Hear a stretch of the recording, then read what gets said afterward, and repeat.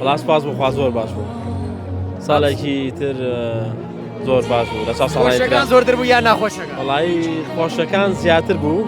بەس ناخۆشی تیا بوو بەشێ ئەم ساڵ شتێکی تایبەت هەبوو بێتە دی بۆ تۆ خەونێ بێ ئامانجێ بێ ئەم ساڵ وڵی تۆ پرۆسەکەەوە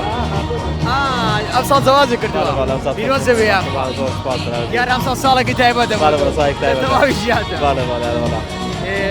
ئینشاءالله تەمەند درێژە بن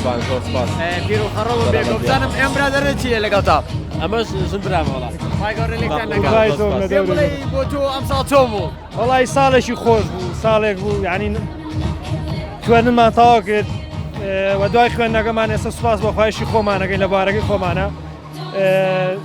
ناخۆشیش بوو یعنی ساڵێ بوو توانیمان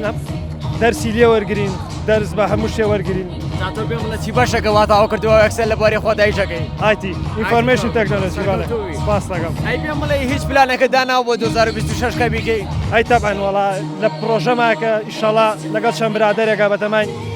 کۆمپانیا پرۆژەی خۆمانمانەبی ئیشەڵا هەر لە باری ئایتیا سایبەر سکیوریتیە شێوەی زاواکەتان تۆش بەتەمانی خۆت